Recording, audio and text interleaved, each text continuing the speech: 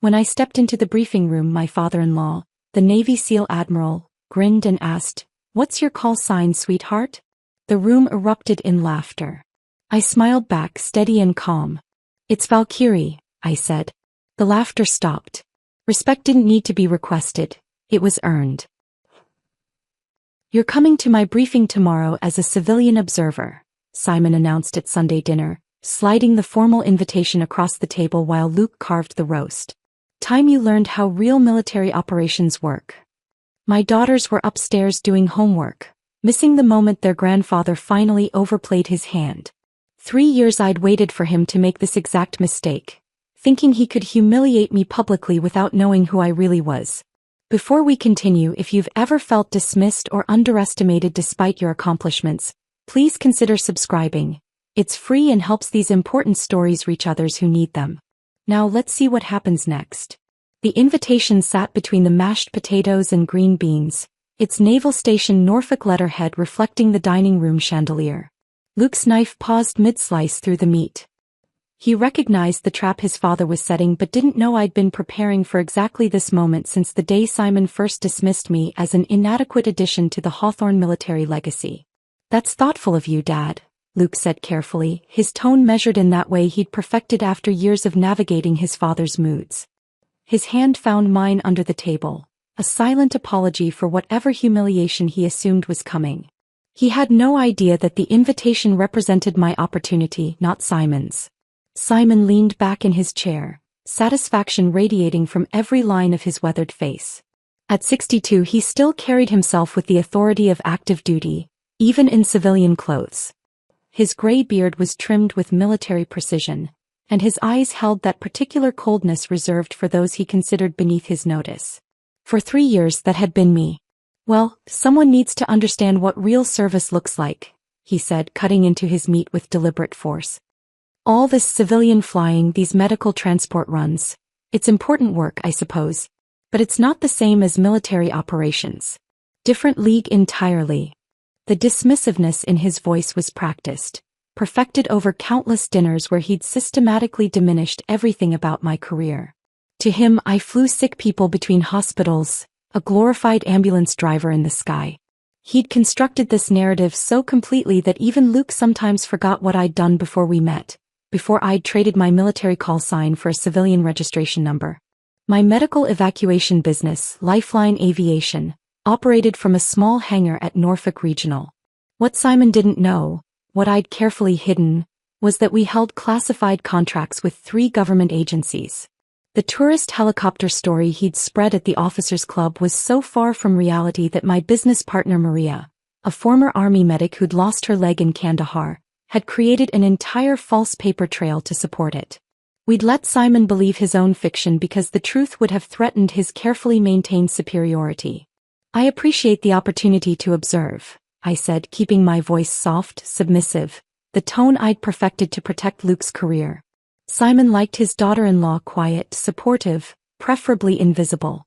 For 3 years I'd given him exactly what he wanted, even as it ate away at something fundamental inside me.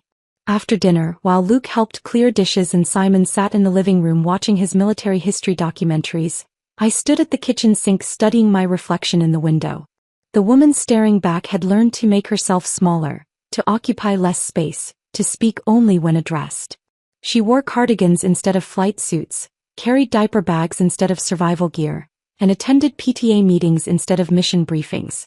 But underneath that carefully constructed exterior, Major Brianna Mitchell still existed. Valkyrie 77, who'd flown into Hellfire to extract wounded soldiers. Who'd earned a Distinguished Flying Cross for actions that remained classified. Who'd saved 15 men in Helmand Province, including Simon's brother Nathan, though Simon had no idea his son had married the pilot who'd defied death and physics to bring his brother home. Later that night, after we'd returned to our modest 2-story house 6 blocks from the base, I sat in my home office while Luke put the girls to bed. The room was deliberately mundane. Family photos, children's artwork, a filing cabinet full of school permission slips and tax documents. But hidden in a locked drawer beneath old warranties and instruction manuals was a manila folder I'd been building for 3 years. Inside were the declassified portions of my service record, mission reports with redacted sections that still told enough of the story, and most importantly, the commendation letter signed by Admiral Simon Hawthorne himself, praising Major B. Mitchell for extraordinary valor in Operation Crimson Sand. He'd never connected B. Mitchell to Brianna, his son's wife. The thought had simply never occurred to him that the pilot who'd saved his brother could be the same woman he'd spent 3 years treating like furniture.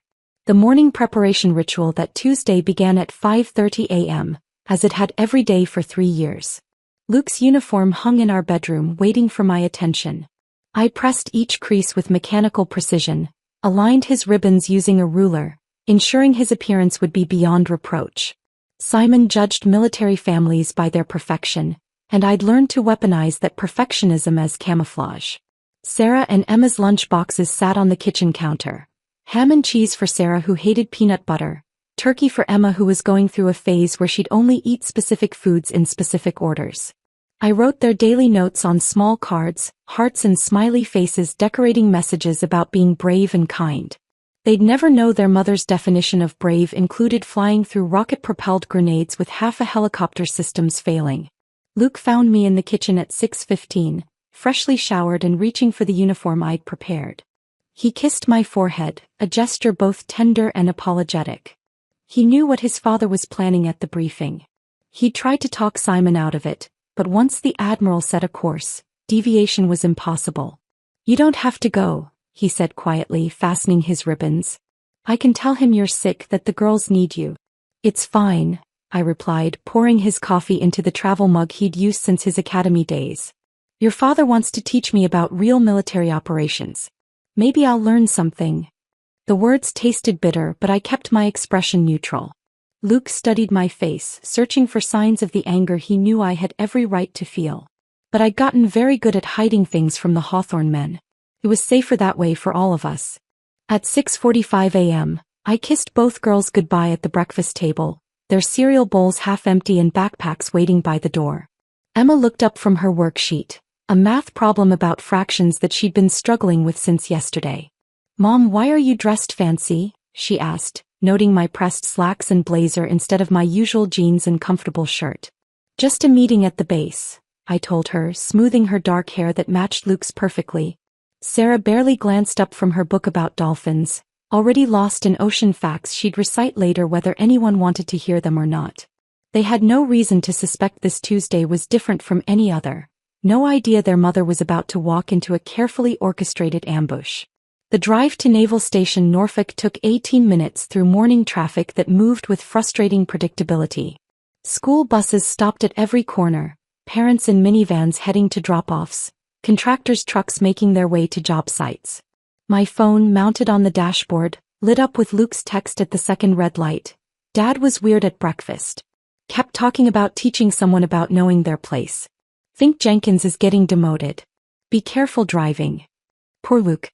Still believing his father's venom was aimed at some junior officer instead of recognizing the target had always been me. I'd watched Simon perfect this technique over 3 years. The indirect attack, the plausible deniability, the way he could destroy someone while maintaining complete professional distance.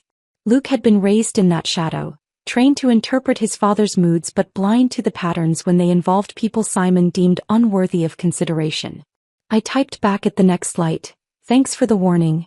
Love you." Short, simple, giving nothing away about my recognition of Simon's true intentions or my own preparations for what was coming. The base gates appeared through morning haze, guards checking identification with the kind of thorough boredom that came from repetitive security work. My civilian contractor pass earned a second look, then a wave through. I'd had that pass for 2 years, consulting on medical evacuation protocols, though Simon had managed to keep that information from spreading among his social circle. In the visitor parking area, I pulled in between 2 official vehicles, their government plates declaring their importance to anyone who cared to notice. As I gathered my things, movement caught my eye. Sandra Torres struggling with grocery bags near her SUV 3 spaces over. Commander Torres's wife, a woman who'd perfected the military spouse role to an art form that even Simon couldn't criticize. "Brianna," Sandra called out, her voice carrying that particular tone of sympathy reserved for those about to face unpleasant situations. She abandoned her groceries and walked over, her expression carefully composed but her eyes full of warning. I didn't expect to see you here today. Simon invited me to observe his briefing, I said, keeping my voice neutral while reading the knowledge in her face. Sandra glanced around, then leaned closer, her voice dropping to a confidential whisper that still carried perfectly in the morning air. He's been talking about this at the officers' club all week. Marcus came home last night saying your father-in-law was planning to, she paused, choosing her words carefully, put his son's wife in her proper context. Those were his exact words. Marcus was uncomfortable with it, said it felt wrong, but you know how Simon is when he decides something needs to happen. The confirmation of what I'd suspected landed without surprise. Simon had been broadcasting his intentions, building an audience for my humiliation, ensuring maximum witnesses to whatever lesson he planned to teach. The only variable he hadn't considered was that his target had been preparing for this moment longer than he'd been planning it. I appreciate the warning, I told Sandra, meaning it. She'd risked Simon's displeasure by telling me, a small act of rebellion in the rigid social hierarchy of military families. Just be careful, Sandra said, squeezing my arm before returning to her groceries. That man has destroyed careers for less than what he thinks you've done to his family's reputation. Inside the administrative building, the temperature dropped 20 degrees, air conditioning fighting Virginia's October humidity with aggressive efficiency. The lobby bustled with controlled chaos, uniforms moving with purpose while civilian contractors clustered near the security desk, waiting for escorts or directions.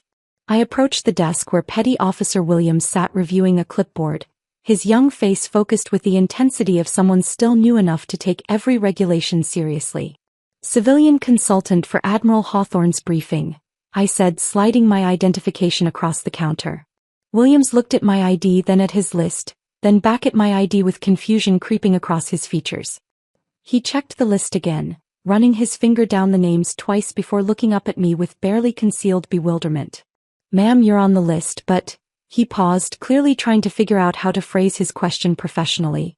It says civilian consultant, but the annotation shows you're the Admiral's daughter-in-law. Do you need a visitor badge or should I call for an escort since you're family? Visitor badge is fine, I said, watching him process this bureaucratic puzzle. I'm here in a professional capacity. The confusion deepened, but Williams was too well-trained to question further.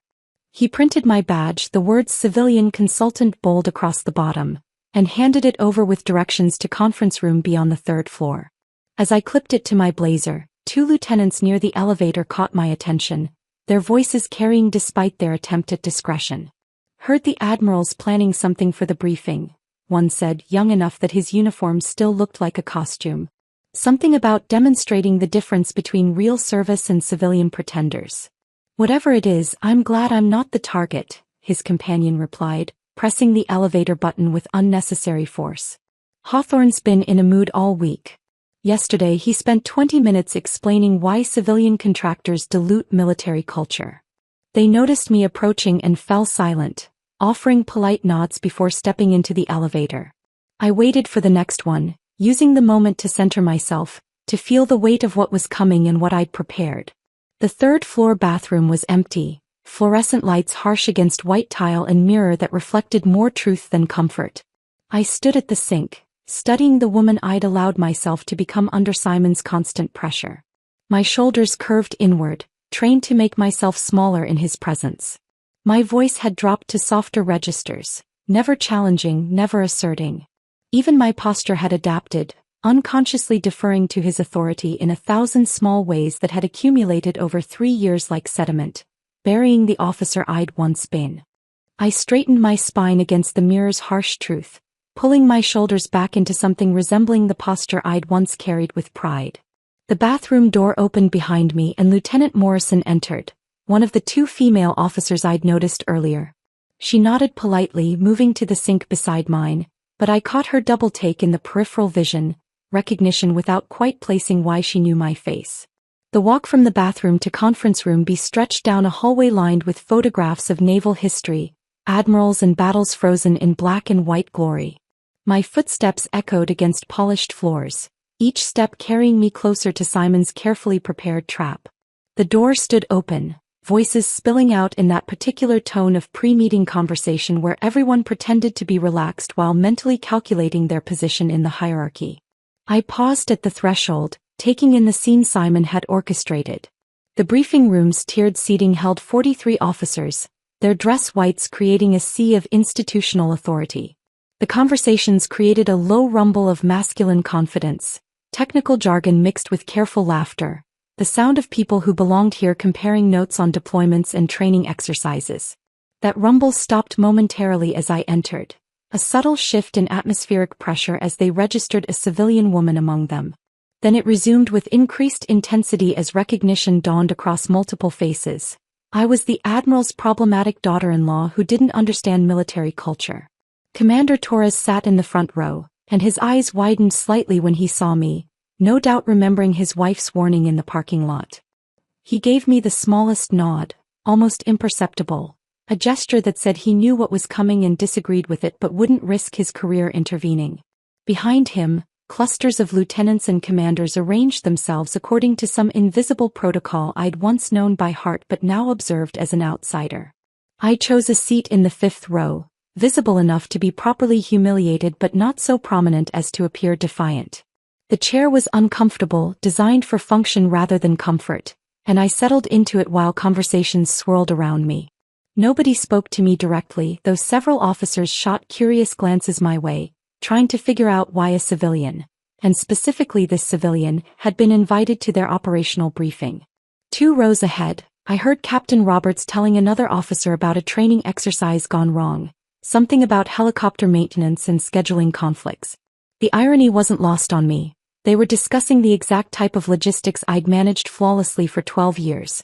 But to them I was just Luke's wife who played with helicopters on weekends. At 0858 the room began to quiet, that institutional conditioning that made military personnel unconsciously aware of approaching authority.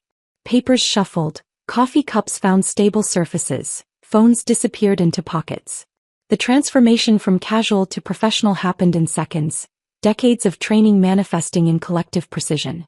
Simon entered with theatrical precision at exactly 0900, not a second before or after.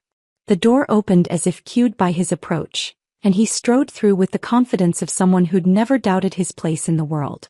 His uniform was beyond perfect. It was a statement of supremacy, every ribbon aligned with mathematical precision, every crease sharp enough to wound. His presence commanded instant attention, filling the room the way water fills a container, leaving no space for anything else. His eyes found mine immediately with predatory satisfaction, a quick scan that confirmed I'd walked into his trap as expected. I watched him savor the moment, the slight upturn of his mouth that anyone else might mistake for a professional smile but I recognized as anticipation. He moved to the podium with measured steps, letting his authority settle over the room like a weight. "Gentlemen," he began, his voice carrying that particular command resonance that made spines straighten automatically. "And ladies," he added, nodding toward Lieutenant Morrison and her colleague with perfunctory acknowledgement that managed to minimize their presence while technically including them. The presentation began with tactical aviation operations, slides clicking through deployment statistics and operational readiness assessments. Simon's voice found that rhythm of military briefing, professional and precise, designed to convey maximum information with minimum emotion. Charts appeared showing helicopter availability rates, maintenance schedules, mission success percentages, all the metrics that reduced human courage to spreadsheet cells. I sat perfectly still, my hands folded in my lap, playing the role of the attentive civilian trying to understand complex military concepts. Around me, officers took notes with varying degrees of engagement. Some scribbled frantically, probably junior officers trying to impress with their attention to detail. Others, more senior, made occasional marks while their minds clearly wandered to other responsibilities. 30 minutes into statistics about operational readiness, Simon was explaining extraction protocols, his hands moving in practice gestures that illustrated tactical movements. He was mid-sentence about weather considerations when he paused, the break so deliberate it pulled everyone's attention forward. His timing was perfect, calculated to ensure maximum focus before the strike. He turned from the screen to face the room fully, his expression shifting to something that might have been paternal if he didn't know better. His gaze swept across the assembled officers before landing on me with the precision of a targeting system. "Actually, before we continue this discussion of tactical aviation, he said, his voice taking on a tone of manufactured warmth that made my skin crawl. I should acknowledge our special guest today. Every head in the room turned toward me. 43 sets of eyes following Simon's gesture as he raised his hand toward me with patronizing grandeur, like a ringmaster presenting a particularly amusing act. My daughter-in-law has joined us today as a civilian observer, he continued, the words, daughter-in-law, dripping with just enough condescension to make his opinion clear. She flies helicopters herself, you know. Tourist work. Sunset tours over Virginia Beach, I believe. Perhaps she'll learn something about how real military operations function. The laughter started as uncomfortable chuckles from a few junior officers who weren't sure if they were supposed to find this funny. But Simon's expression gave them permission, his own smile widening as he delivered the next blow. Tell me, Brianna, he said, his voice taking on exaggerated sweetness that wouldn't fool a child. Since you're a pilot yourself, what's your call sign? Do civilian pilots have those? What do they call you, sweetheart? Angel wings. He paused, letting the anticipation build before delivering the final insult with perfect timing. Princess? The room erupted. The uncomfortable chuckles transformed into genuine laughter, some officers actually slapping their knees or elbowing their neighbors. It was the kind of laughter that came from relief. They weren't the target, someone else was being offered up for humiliation, and they could participate safely from the sidelines. The laughter washed over me like white noise, distant and irrelevant. Captain Roberts actually wiped tears from his eyes, and someone in the back row whistled appreciatively at Simon's joke. I counted 3 heartbeats, letting them have their moment, letting them commit fully to their amusement. Then I moved. Standing slowly, I let my full height straighten for the first time in years. My spine uncurled vertebra by vertebra, shoulders rolling back into alignment, chin lifting to the angle I'd carried through combat zones. The transformation happened in seconds but felt like shedding an ill-fitting costume. The room's laughter faltered slightly at the change, though most continued their amusement, unaware they were about to witness professional destruction. My hands remained steady at my sides as I met Simon's gaze directly. No deference now, no carefully crafted submission. Just the steady look I'd perfected through 100 pre-flight briefings when the odds said we shouldn't fly but lives depended on us going anyway. It's Valkyrie. The 2 words dropped into the room with the precision of a surgical strike. I let each syllable carry the weight of 100 missions, the authority of someone who'd earned their name in fire and blood rather than conference rooms and political maneuvering. The effect was instantaneous. 43 faces froze simultaneously, laughter dying in throats mid-chuckle. Commander Torres choked on his coffee, the sound sharp in the sudden silence. His coughing fit lasted 3 seconds before he managed to gasp out a single word that changed everything. Valkyrie. Because everyone in that room knew the legend of Valkyrie 77 who'd flown Operation Crimson Sand. They'd heard the stories whispered in ready rooms, passed around during deployments, discussed in hushed tones at officers' clubs. The pilot who'd done the impossible, who'd defied physics and probability to bring people home. None of them had connected that legend to the Admiral's dismissed daughter-in-law. Lieutenant Morrison's hand flew to her mouth. Captain Roberts's jaw went slack. In the 3rd row, a young ensign dropped his pen, and it clattered against the floor with a sound that seemed impossibly loud. Simon's smile flickered, uncertainty creeping into his expression for the first time since I'd known him. August 2018, Helmand Province. My voice cut through their stunned silence with clinical precision. I didn't need to raise my voice. The truth carried its own weight. Each word landed like evidence being presented to a jury, building a case they couldn't dismiss. 15 men extracted under heavy fire. Enemy RPGs had taken out half our hydraulics. My co-pilot, Lieutenant David Park, was unconscious from shrapnel wounds, bleeding through his flight suit while I held the stick with both hands, fighting to keep us airborne. The extraction zone was hot. Taliban fighters had surrounded the SEAL team's position, and we were taking fire from 3 directions. The room had gone completely still. Even breathing seemed to have stopped. Simon's hands found the edges of the podium, gripping hard enough that his knuckles showed white through his skin. His face had lost color, recognition beginning to dawn in his eyes. Including Master Chief Nathan Hawthorne. The name landed like a physical blow. Simon actually swayed, catching himself against the podium. Around the room, officers exchanged glances, connecting dots that had never seemed related before. Nathan Hawthorne, the Admiral's brother, the decorated SEAL who died in action 2 years ago, but not before Operation Crimson Sand had given him those extra years. Your brother, Admiral. I kept my voice level, professional, though the memory of that night still lived in my bones. He was bleeding out from a femoral wound when we loaded him.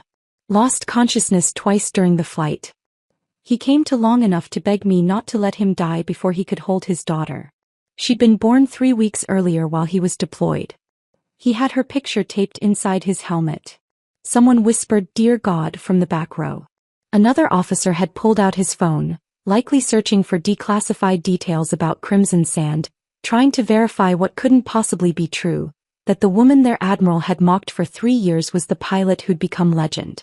I flew with half my hydraulics gone and my co-pilot unconscious, navigating by muscle memory and instinct when the instruments failed. The helicopter was shaking so badly that my crew chief, Sergeant Martinez, dislocated his shoulder trying to provide covering fire. We took 17 hits to the fuselage. The crew counted them later, amazed we'd stayed airborne. Simon's face had cycled through a spectrum of emotions: shock, disbelief, and now something approaching horror as the implications crashed over him. His carefully orchestrated humiliation was collapsing, revealing something far worse than simple cruelty. He'd been dismissing the very person who'd saved his brother's life. Nathan lived long enough to meet his daughter because I refused to let him die on my watch. 2 years later he sent me a letter before his final deployment. He wanted someone to know the truth about that night, about the decisions that nearly killed all 15 men before we even launched. The whispers started then, spreading through the room like wildfire. Crimson Sand. Impossible. That was her. Officers leaned toward each other, voices urgent but hushed, as if speaking too loudly might shatter whatever was happening. Commander Torres had recovered from his coughing fit and now stared at me with an expression of absolute recognition. He'd been there. He knew. I pulled out my phone with deliberate calm, swiping to a document I'd saved 6 months ago when the classification levels had finally dropped. The screen displayed the header clearly: Operation Crimson Sand After Action Report Declassified. The official seal was visible, along with the date stamp and authorization codes that verified its authenticity. The declassified report makes for interesting reading, Admiral. I held the phone up, though the screen was too small for anyone but me to read clearly. That didn't matter. They could see it was real, official, undeniable. Particularly the section about command decisions that night. 3 abort recommendations from the weather officer. 3 overruled by you personally. Simon's legs seemed to lose strength. He gripped the podium with both hands now, no longer for emphasis but for support. The color had completely drained from his face, leaving him gray and hollow looking under the fluorescent lights. You prioritized your operation timeline over pilot safety assessments. The report notes, and I quote, "Command's insistence on immediate extraction despite weather warnings created unnecessary risk to both air crew and ground personnel. That's military speak for you nearly killed your own brother through arrogance." The silence that followed was absolute. Nobody moved. Nobody breathed. The air conditioning hummed overhead, suddenly audible in the vacuum of sound. 43 officers sat frozen, witnessing something none of them had expected when they'd walked into this routine briefing. They'd come to see the Admiral put his daughter-in-law in her place. Instead they were watching him confront the reality that he'd spent 3 years diminishing the hero who'd saved his brother's life. A captain in the second row suddenly stood up, his chair scraping against the floor with a harsh metallic sound that cut through the silence. His face was flushed, eyes wide with something between disbelief and recognition. "Wait," he said, his voice cracking slightly. "If you're Valkyrie 77, then you're the one who—" He stopped, looking at Simon, then back at me, clearly torn between finishing his thought and maintaining protocol. The revelation about Nathan wasn't random. 2 months ago, I'd been sorting through old mission files in my office when Maria had knocked on my door with an expression I'd never seen on her face before. Her military intelligence contacts, people she kept in touch with despite losing her leg in Kandahar, had uncovered something while investigating declassified operations. Simon had hidden his brother's survival story from everyone, including Luke, because admitting Nathan lived those extra 2 years meant acknowledging someone else's heroism. Specifically, a female pilot who defied his direct orders to abort the mission. Maria had printed everything, handed me the folder without a word, and watched my face as I read through reports that painted a picture of systematic deception. Simon had buried the truth so deeply that his own son didn't know his uncle had survived Crimson Sand, didn't know about the 2 years of letters Nathan had written, didn't know about the growing rift between the brothers that had nothing to do with military service and everything to do with conscience. Lieutenant Morrison had her phone out now, holding it at an angle that suggested she was recording. One of only 2 female officers present, she understood what was happening here went beyond personal drama. This was about systemic dismissal, about how women in service were erased from their own stories. Her colleague, Lieutenant Chin, sat frozen beside her, hands clenched in her lap as if physically restraining herself from speaking. I reached into my blazer's inner pocket, pulling out a folded piece of paper I'd carried for 6 months. The edges were worn from handling from the times I'd taken it out late at night when Luke was asleep, reading Nathan's words and wondering when the right moment would come to reveal them. Admiral Hawthorne, I said, using his formal title deliberately, establishing the professional distance he'd always insisted upon. Your commendation letter to Major B. Mitchell praised exceptional courage under impossible conditions. You called that pilot a credit to naval aviation and recommended them for the Distinguished Flying Cross. I unfolded the letter slowly, letting the paper's rustling fill the silent room. Several officers leaned forward, trying to see what I held. Simon's face had gone from gray to something approaching translucent, as if all the blood had simply evacuated his body. Yet you've spent 3 years belittling the same pilot at family dinners. You introduced me as Tyler to Admiral Morrison at last year's Navy ball. Wrong name, deliberately wrong, a small cruelty designed to show how little I mattered. You told Captain Richards at the officers' club that I'd trapped your son into marriage, that Luke could have done so much better if he'd waited for a proper military match. Commander Torres shifted in his seat, his expression darkening. These weren't secrets. Simon had been openly dismissive of me in military social circles for years. But context changed everything. The woman he'd been diminishing was the same one he'd once called exceptional in official documentation. 6 months before Nathan died, he visited me.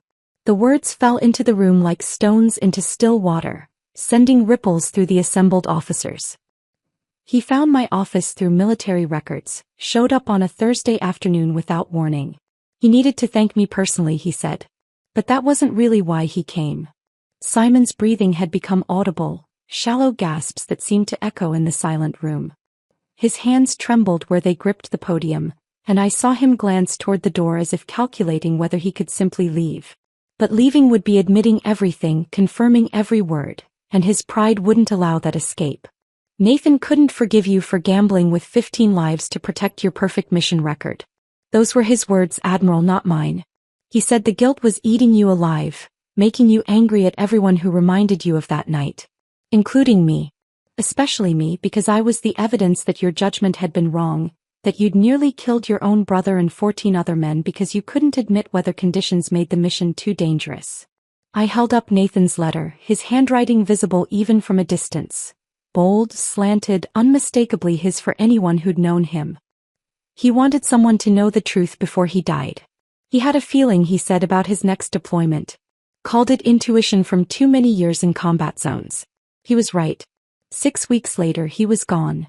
The sound Lieutenant Morrison's phone made as she zoomed in on the letter was barely audible, but in the silence, it might as well have been a siren. Other officers were pulling out their own phones now, not recording but searching, looking for information about Crimson Sand, about weather reports from that night, about anything that might verify or refute what they were hearing. Should I read his exact words, Admiral? I asked, though I didn't wait for permission. Nathan's message deserved to be heard by witnesses who could understand its weight. If something happens to me, I read, my voice steady despite the emotion threatening to break through, someone needs to know about Simon's pattern. Crimson Sand wasn't isolated. Operation Redstone in 2016. 7 dead because he ignored terrain warnings. Operation Nightfall in 2017. 3 casualties from pushing through despite equipment failures. He buries the reports, uses connections to keep investigations surface level, and good people keep dying for his reputation. The room erupted. Not in laughter this time, but in shocked exclamations, urgent whispers, chairs creaking as officers turned to each other with expressions of disbelief and growing anger. Someone in the back row cursed softly but audibly. Another officer stood up, then sat back down, clearly unsure what protocol demanded in this situation. Captain Roberts had his phone out, typing furiously. I caught a glimpse of his screen. He was searching for Operation Redstone, finding the sanitized public report that mentioned casualties but not causes. The real reports, the ones Nathan had referenced, were still classified, but their existence was confirmed by the very fact that sanitized versions existed at all. That's enough, Simon said, but his voice came out as barely a whisper, lacking any authority. He cleared his throat, tried again. That's classified information. You can't. It's not classified anymore, I interrupted, holding up my phone again. Crimson Sand was declassified 6 months ago. Nathan's letter isn't classified at all. It's personal correspondence. And those other operations you buried? Inspector General's office has been very interested in patterns of command failure. Especially when those patterns are documented by a deceased SEAL who had no reason to lie. The weight of what I'd revealed seemed to press down on the room. These weren't just personal failures or family drama. This was about systemic command failures that had cost lives, cover-ups that went to the heart of military integrity. Every officer present understood they were witnessing something that would have repercussions far beyond this briefing room, beyond Simon's career, beyond any personal vendetta between a dismissive father-in-law and the daughter-in-law he'd never bothered to truly know. The silence stretched until Commander Torres pushed back his chair, the metal legs scraping against the floor with a sound that made everyone turn. His face had gone pale beneath his Florida tan, and his hands trembled slightly as he stood. He was a big man, 6'3" with shoulders that suggested he'd played college football before choosing the Navy, but in that moment he looked somehow smaller, burdened by something he'd carried too long. I need to say something, Torres began, his voice shaking in a way I'd never heard from a senior officer. He looked directly at me, then at Simon, then back at me as if trying to decide which truth to tell first. I was there. Crimson Sand. I was one of the 15. The admission landed in the room with physical weight. Several officers turned in their seats to stare at him. Captain Roberts dropped his phone entirely, and it clattered onto the table with a sharp crack that nobody acknowledged. Torres had never mentioned this in 3 years of serving under Simon, 3 years of briefings and meetings where Crimson Sand had become legend but never personal testimony. Major Mitchell, Valkyrie, she saved my life that night. Not just technically, not just as part of the extraction. I mean literally saved my life. His voice gained strength as he continued, as if speaking the truth freed something that had been trapped. I was hit during the firefight before extraction. Shrapnel in my chest, couldn't breathe right.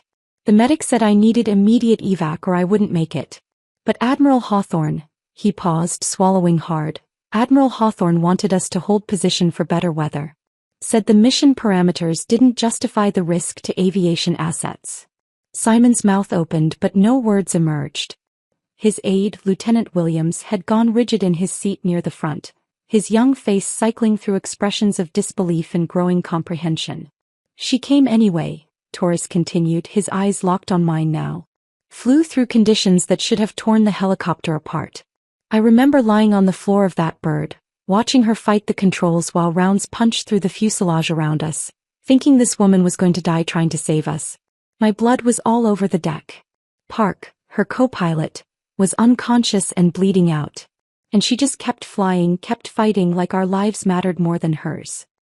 He turned to face the room fully, addressing everyone now, his voice carrying the authority of witnessed truth. And when we got back, when the after-action report criticized command decisions that night, Admiral Hawthorne buried it. He took credit for the mission's success in his fitness reports, used our survival to justify his promotion to his current position. But the success was hers, not his. We lived because she defied abort orders, not because of his tactical brilliance. Before anyone could respond, Captain Roberts stood as well, his weathered face set in grim lines. Operation Redstone 2016, he said quietly, but his words carried clearly. I lost 2 men because Admiral Hawthorne insisted we proceed despite equipment failures. Said delaying would impact operational tempo. The investigation afterward blamed mechanical failure, but we all knew the equipment problems were documented and ignored. Another officer, Lieutenant Commander Phillips from the 3rd row, stood slowly. Operation Nightfall 2017. He overruled weather holds 3 times in 1 week. Said we were being too cautious, that real warriors didn't let a little rain stop them. We lost a helicopter and 3 souls on the last mission. The report called it pilot error.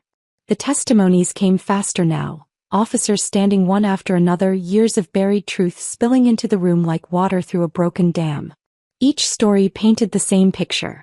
A commander who prioritized statistics over safety, reputation over responsibility, whose ribbons represented other people's blood and sacrifice. My phone buzzed against my leg. I glanced down to see Maria's message. It's done. Every military journalist from here to DC has the files. CNN just called asking for comment. You've got about 30 minutes before this goes national. I hadn't asked her to do this. We'd never discussed releasing the files publicly. But Maria had sat beside me for 3 years, watching Simon's dismissiveness eat away at my confidence, watching me make myself smaller to protect Luke's career. She'd decided independently that today's revelation deserved a wider audience than this single briefing room. Lieutenant Morrison had lowered her phone but kept recording, her face set with the determination of someone documenting history. Beside her, Lieutenant Chin had tears running down her face, though whether from anger or validation I couldn't tell. They understood what this meant for every female service member whose contributions had been minimized, whose heroism had been rewritten to glorify someone else. The room's attention shifted suddenly to the front corner where Lieutenant Williams, Simon's aide, had stood up. At 24, Williams looked like he'd stepped out of a recruiting poster. Clean-cut, earnest, the kind of young officer who still believed the system worked if you just followed the rules. His voice cracked when he started speaking. Last week, Admiral Hawthorne ordered me to destroy documents related to Crimson Sand.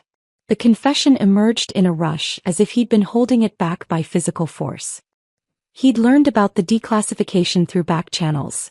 There were original communications, weather reports, recorded abort recommendations, evidence that hadn't made it into even the classified files. He told me to shred everything, said it was routine cleanup of outdated materials. Simon's face contorted, his mouth working soundlessly. Williams continued, his voice gaining strength with each word. I couldn't do it. My father flew helicopters in Vietnam. He taught me that integrity matters more than career, that truth matters more than rank. So instead of destroying the documents, I copied everything and submitted it to the Inspector General's office yesterday morning. They confirmed receipt at 0800 today, about an hour before this briefing started. The sound Simon made wasn't quite a word, more a strangled gasp of recognition that his career, his reputation, his entire constructed identity was collapsing in real time. He released the podium and actually staggered, catching himself against the projection screen behind him. You all need to understand, Williams continued, looking around the room at his fellow officers. This isn't just about one mission or one person. There's a pattern here, documented across years of operations. Good people died because of ego. Heroes were erased because they didn't fit the narrative. Major Mitchell, Valkyrie, she represents everyone whose sacrifice got rewritten to make someone else look good. The room erupted into chaos. Officers were on their feet, voices raised not in laughter but in anger, in validation, in the kind of righteous fury that comes when systematic injustice is finally exposed. Someone near the back actually applauded Williams and others joined in, the sound building until it filled the room. But the applause wasn't celebratory. It was defiant, a collective acknowledgement that they were witnessing something necessary, something overdue. Through it all, I stood perfectly still in the 5th row, feeling the weight of 3 years of diminishment finally lifting from my shoulders. This wasn't about revenge anymore, wasn't about personal vindication. It had become something larger, a reckoning for everyone whose truth had been buried beneath someone else's ambition. The applause for Williams gradually faded, leaving behind a charged atmosphere that felt like the moment before lightning strikes. Simon stood against the projection screen, his body seeming to shrink with each passing second. His phone, face up on the podium, lit up with call after call, the screen showing names of admirals, Pentagon officials, and numbers from Washington that made several officers in the room exchange worried glances. The silence after Williams's confession stretched until it became unbearable. Then Simon finally spoke, his voice barely a whisper that somehow carried to every corner of the room. It's all true. The words came out broken, each one seeming to cost him physically. He looked at me directly for the first time since I'd revealed myself as Valkyrie, and in his eyes I saw something I'd never witnessed before: complete defeat. You saved Nathan. You saved my brother, and I spent 3 years trying to erase you from my life because your very existence reminded me that I nearly killed him. He pushed himself away from the screen, standing unsupported though his legs visibly trembled. The commanding presence that had dominated every room for 3 decades had evaporated, leaving behind a man confronting the ruins of his own making. I threatened Luke's career, he continued, each admission falling like another stone into still water. Told him that difficult wives could derail promising officers. Made it clear that if you didn't play the supportive civilian role, if you drew attention to your service record, there would be consequences for his advancement.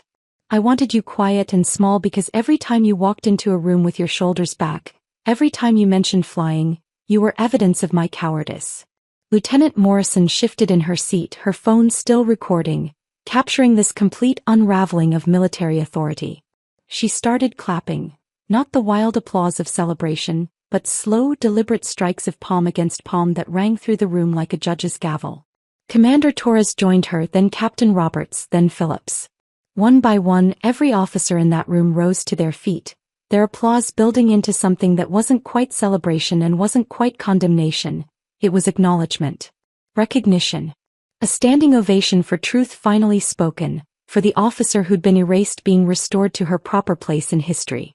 43 officers on their feet, applauding while Simon stood frozen at his podium, watching 3 decades of carefully constructed authority crumble in real time. His phone continued its desperate dance of notifications. Missed calls, text messages, emails marked urgent. The outside world was catching up to what had just transpired in this room, and Simon knew his reckoning had only just begun. I remained seated for a moment longer, feeling the weight of this moment settle into my bones. Then I stood, not to accept the applause but to deliver one final truth that would complete the picture of Simon's fundamental misunderstanding of who I was. "There's something else you should know, Admiral," I said, and the room quieted immediately, the applause dying as officers recognized there was more to come. "That medical evacuation company you've spent 3 years mocking as tourist flights? The one you told everyone about at the officers' club, laughing about how I fly sick people between hospitals." I pulled up another document on my phone. A contract header with Department of Defense seals and classification markings that made several officers lean forward instinctively. Lifeline Aviation holds 3 classified contracts with the Department of Defense. We've been running medical extractions in zones that officially don't have American presence. Places where soldiers get hurt doing things that never happened, where they need evacuation by pilots who don't exist on any official record. In 3 years of what you called playing with helicopters, I've flown more combat-adjacent missions than most active-duty pilots see in a full career. Gasps rippled through the room. Commander Torres actually sat back down, his legs apparently unable to support this new revelation. These officers understood what those contracts meant. Black Ops support, special operations backup, the kind of flying that happened in shadows and saved lives that couldn't be acknowledged. The suburban housewife you demanded I become, the quiet woman who packed lunches and attended PTA meetings. She was a cover story. Every time you dismissed me at family dinners, every time you introduced me with the wrong name or forgot what I did for a living, I was returning from missions you weren't even cleared to know existed. I saved more lives in the last 3 years than you have ribbons on that chest, all while pretending to be diminished because you made it clear that's what Luke's career required. Simon's phone rang again, a specific ringtone that made every officer in the room straighten instinctively. The Chief of Naval Operations, the highest-ranking officer in the entire Navy, was calling, and Simon couldn't even move to answer it. His hands hung at his sides, trembling visibly as the weight of his actions pressed down with crushing force. Then he did something that nobody expected, something that would be talked about in military circles for years afterward. Simon reached up to his chest and began removing his ribbons. One by one, with shaking fingers, he unpinned the decorations that had defined his identity for 3 decades. The Bronze Star, the Purple Heart, the Legion of Merit. Each one came off with a small metallic click that seemed impossibly loud in the silent room. He placed them on the podium in a neat row, the same precision he'd always demanded in everything, this final act of military bearing in the midst of complete personal collapse. When the last ribbon was removed, his uniform looked naked, vulnerable, like armor with all the plates removed. Simon looked directly at me, and when he spoke, his voice was steady for the first time since I'd said the word Valkyrie. "You're the officer I pretended to be." The words hung in the air, a complete inversion of everything he'd believed about hierarchy, about worth, about what constituted real service.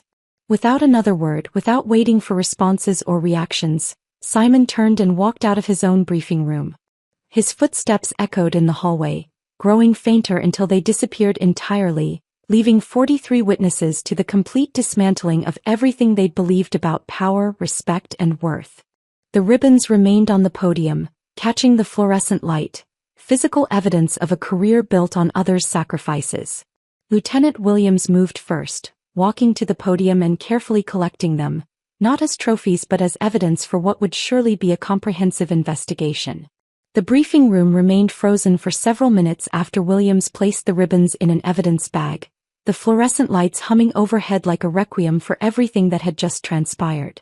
Officers began filing out slowly, many stopping to shake my hand or simply nod in acknowledgement, their expressions ranging from shock to something approaching reverence.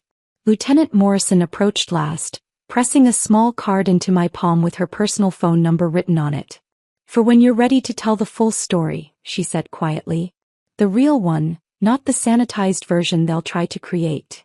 I sat alone in the empty room for another 10 minutes, feeling the weight of 3 years lifting from my shoulders while simultaneously recognizing that everything in my life was about to change. My phone showed 47 missed calls and nearly 200 text messages, but I ignored them all, needing this moment of silence before facing whatever came next. Luke arrived within an hour, bursting through the conference room door with an expression I'd never seen before, equal parts fury, pride, and profound relief. He'd received 17 different calls about what had transpired, each account adding another layer to the story, each caller more incredulous than the last. But instead of anger or confusion, instead of demanding explanations for why I'd never told him about Crimson Sand or Nathan or any of it, he simply crossed the room in 3 strides and wrapped me in his arms. "I've always known who you were," he whispered against my hair, holding me tight enough that I could feel his heart racing. "Not the details, not the missions, but I knew. Valkyrie, not the diminished version my father demanded. I've watched you make yourself smaller for 3 years and it's been killing me." He pulled back just enough to meet my eyes and I saw tears there, something I'd witnessed only twice in our entire marriage. "I've been documenting everything," he continued, his voice rough with emotion. "Every threat he made about my career, every time he demanded you play a role, every dismissive comment. I have recordings, emails, a file 3 inches thick. I was preparing to walk away from the Navy entirely if that's what it took. I'd already drafted my resignation letter. It's been in my desk drawer for 6 months. The revelation stunned me into silence. Luke, who'd grown up in the shadow of military greatness, who'd built his entire identity around service and tradition, had been ready to abandon everything rather than watch his father continue to diminish me. The sacrifice he'd been prepared to make quietly and without fanfare said more about his character than any ribbon or rank ever could. 6 months later, I found myself in an oak-paneled room at the Pentagon, sitting before a military review board that would determine Simon's fate. He faced potential court-martial for falsifying reports, endangering personnel, and conduct unbecoming an officer. The evidence Williams had preserved, combined with the testimonies from that briefing room, painted a damning picture of systematic failure and cover-ups spanning years. When called to testify, I did something that shocked everyone present, including Simon himself. I argued for leniency. Destroying Admiral Hawthorne would waste the lesson he could teach others, I told the board, meeting each member's gaze in turn. He represents something systemic in military culture, the confusion of authority with infallibility, the belief that rank determines worth. Make him a cautionary tale, not a martyr. Let him retire with minimal dignity, but require him to teach ethics courses at the academy, using his own failures as curriculum. Make him stand before young officers and explain how arrogance costs lives, how dismissing expertise based on gender or civilian status weakens the entire force. That would serve justice better than any court-martial. The board deliberated for 3 days before accepting my recommendation. Simon would retire quietly, his record annotated but not destroyed, and spend 2 years teaching ethics courses where his own failures would become case studies in toxic leadership. The girls finally learned their mother's real history on a rainy Thursday evening when Sarah burst into the kitchen, laptop in hand, her face flushed with excitement and confusion. She'd found a news article about the Valkyrie revelation that had transformed military culture discussions nationwide, complete with a photo of me in my flight suit from years ago, standing beside a helicopter I'd flown through impossible conditions. "Mom, is this you?" Sarah demanded, turning the screen toward me while Emma peered over her shoulder, both of them wide-eyed with the kind of shock that comes from discovering your parent is not who you thought they were. "Yes," I said simply, setting down the dish towel and giving them my full attention. "That's me." Emma, always the more direct of the two, asked the question that mattered most. "Why didn't you tell us? Why did you hide it for so long?" I pulled out chairs for both of them, sitting down at our kitchen table where we'd shared countless ordinary moments, preparing to share something extraordinary. Sometimes the greatest strength is knowing when to reveal your power, not constantly displaying it. For 3 years I chose to protect our family's peace over my own recognition. That wasn't weakness, it was strategy. But there comes a time when hiding your light to make others comfortable becomes a disservice to everyone, including those you're trying to protect.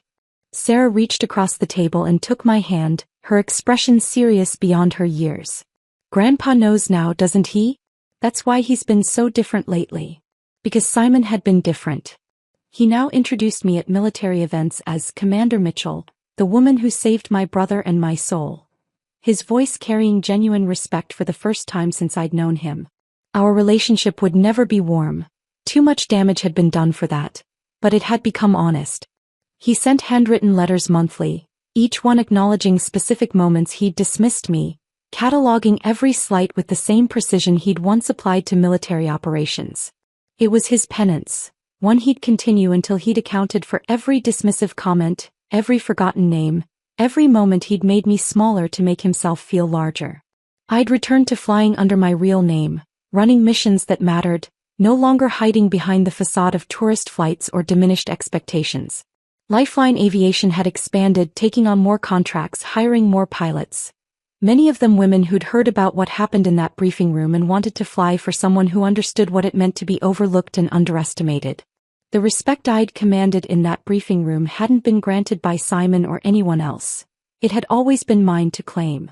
I'd simply chosen my moment, waited for the perfect conditions, and then revealed what had always been true. Sometimes revenge isn't about destroying someone. Sometimes it's about forcing them to see clearly, to acknowledge what they've refused to recognize, and to live with that knowledge forever. If this story of hidden identity and ultimate vindication left you breathless, hit that like button right now. My favorite moment was when Commander Torres stood up and revealed he was one of the 15 men saved during Crimson Sand. What was your most powerful moment? Share it in the comments below. Don't miss more gripping stories of truth revealed and respect reclaimed. Subscribe and hit that notification bell so you never miss an upload.